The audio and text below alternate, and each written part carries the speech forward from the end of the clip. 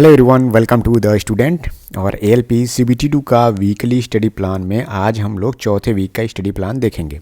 Video को शुरू करने से पहले मैं बताना चाहता हूं कि जो लोग द स्टूडेंट के ऑफिशियल टेलीग्राम ग्रुप से नहीं जुड़े हैं तो सबसे पहले उस ग्रुप में आप ज्वाइन हो जाइए, और जो लोग चैनल पे नए हैं चैनल पे बने रहिए। इससे पहले 3 वीक का जो स्टडी प्लान है उसके लिए अलग से प्लेलिस्ट बनाया गया है, तो आप वीडियो के प्लेलिस्ट में जाएंगे तो वहाँ पे आपको एक प्लेलिस्ट अलग से देखने को मिल जाएगा। तो जितने भी लोग पहले वीक से स्टडी प्लान फॉलो कर रहे थे तो उनका 3 वीक का अगर स्टडी प्लान कंप्लीट हो चुका है तो आज से वो लोग चौथे वीक का स्टडी प्लान फॉलो करना शुरू कर दीजिए।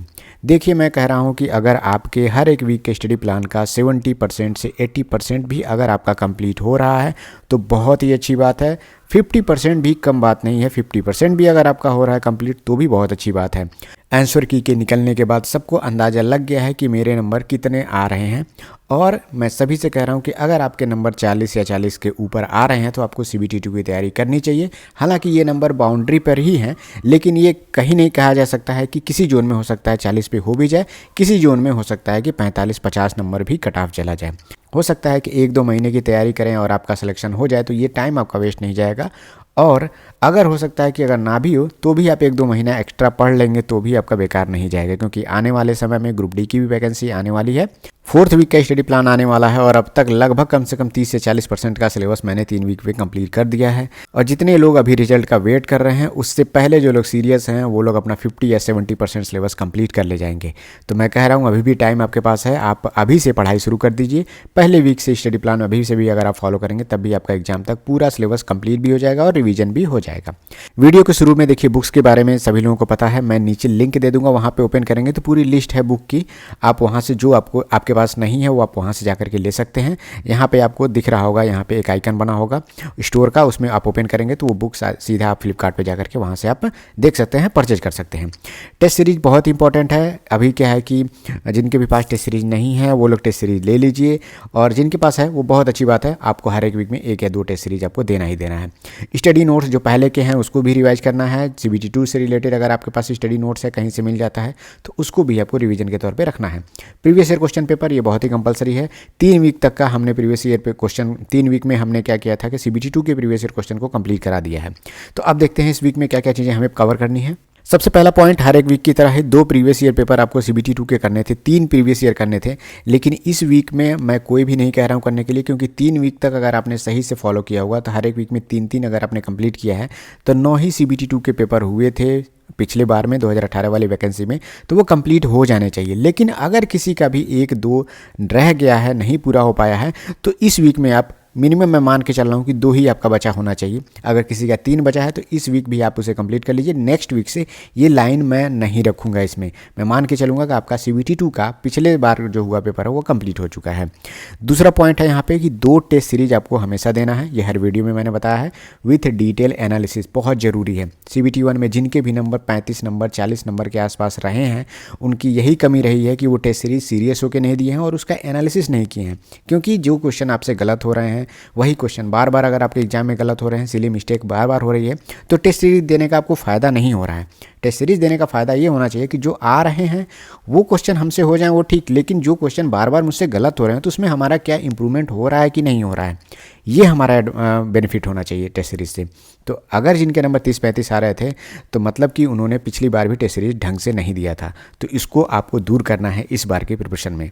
तीसरा पॉइंट है यहाँ पे, एक पेपर आपको CBT1 के जो 2024 में हुए हैं उसको तो देते रहना है, हमेशा लास्ट तक इसे कंप्लीट करते ही रहना। कम से कम CBT2 से पहले CBT1 के कम से कम 10 से 15 पेपर आपको देख लेने हैं एक बार अच्छे से कि किस तरह का अब नया पैटर्न है, मैथमेटिक्स को लेकर, रीजनिंग को लेकर के पूछा जा रहा है, वही पैटर्न आपको CBT2 में देखने को मिलेगा। बाकी जो एक्स्ट्रा सब्जेक्ट है, बेसिक साइंस एंड इंजीनियरिंग, उसका आपको आइडिया लेना है तो पिछले बार का जो पेपर हुआ था उसको देख करके आप अंदाज़ा लगा सकते हैं।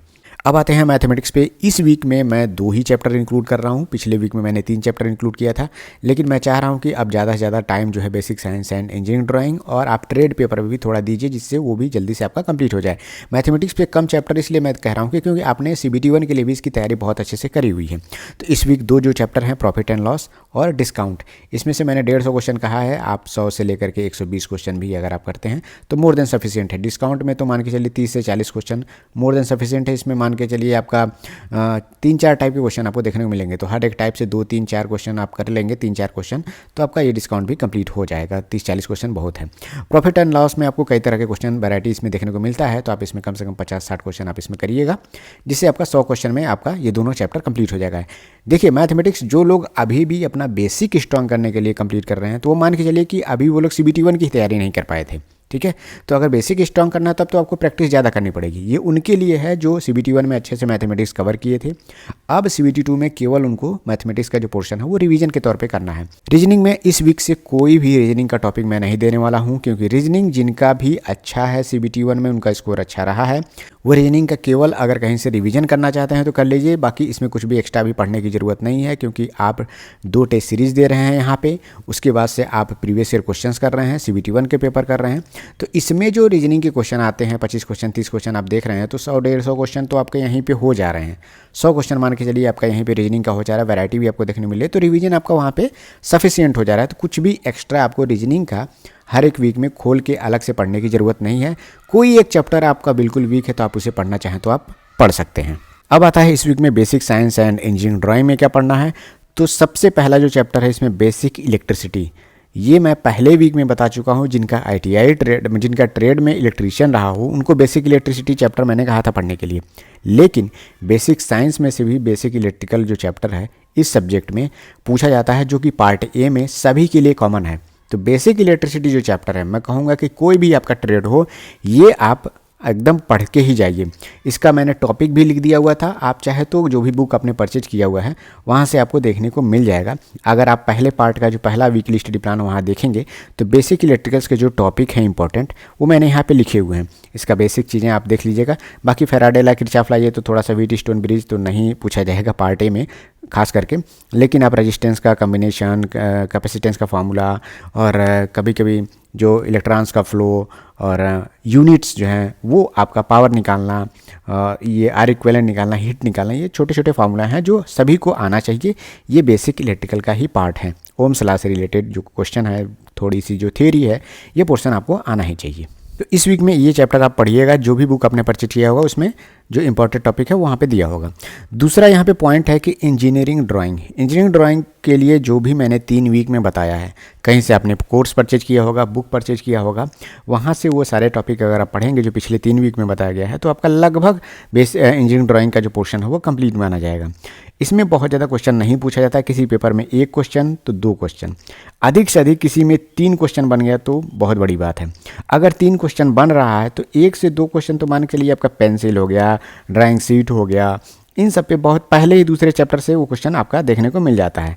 तो टोटल क्वेश्चन आपको करना तब तो बहुत पूरा पढ़ना पड़ेगा, एकदम 100% सिक्योरिटी तो नहीं मिल पाएगी, लेकिन फिर भी बहुत ही बेसिक क्वेश्चन पूछते हैं। मुझे लगता है कि किसी का भी छूटेगा नहीं अगर किसी ने भी पढ़ा है तो इस वीक में आपको कुछ नहीं करना है। जो भी आपके पास बुक है, रिवीजन के साथ साथ जो आपने पहले पढ़ा है उसका रिवाइज कर लीजिए एक बार, और 50-60 क्वेश्चन की आपकी प्रैक्टिस आप कर लीजिएगा।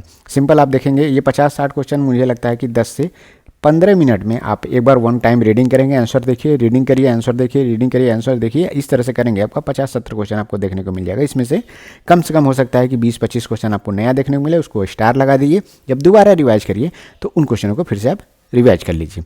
यही काम आपको सिर्फ इंजीनियरिंग ड्राइंग में इस वीक में करना है। नेक्स्ट है ऑक्यूपेशनल हेल्थ एंड सेफ्टी। ये इस वीक आपको रिवीजन करना है। ये पहले वीक में कहा गया था पढ़ने के लिए, बाकी आगे के 2 वीक में इसे इंक्लूड नहीं किया गया था, लेकिन अगर जिनका पुराना हो चुका है तो इससे आप 10 से 15 मिनट में आप इसको रिवाइज कर सकते हैं। इसलिए रिवीजन मैं इंक्लूड कर रहा हूँ कि जितने लोगों ने पेपर दिया है उनको पता चल गया होगा कि रिवीजन न करने से उनका कितना नुकसान हुआ है। तो रिवीजन भी वीकली स्टडी प्लान में इंक्लूडेड रहेगा। IT लिटरेसी जो अभी तक आपने क्वेश्चंस प्रैक्टिस की है 150-200 क्वेश्चनों की, उसको आपको रिवाइज करना है। एनवायरमेंटल एजुकेशन में जो आपने चीज़ें पढ़ी हैं उसको आपको रिवीजन के तौर पर यूज करना है। बाकी इन सबसे रिलेटेड क्वेश्चन आपको टेस्ट सीरीज में भी देखने को मिलेगा, तो वहाँ भी आपका पता चल जाएगा कि कितना मेरा रिवीजन है और क्या क्या चीज़ें और इसमें ऐड किया जा सकता है। अब बात करते हैं पार्ट B, इलेक्ट्रीशियन ट्रेड। जिनका भी ट्रेड है उनके लिए इस वीक आपको 5वां चैप्टर इंक्लूड कर रहा हूं मैं, DC जनरेटर।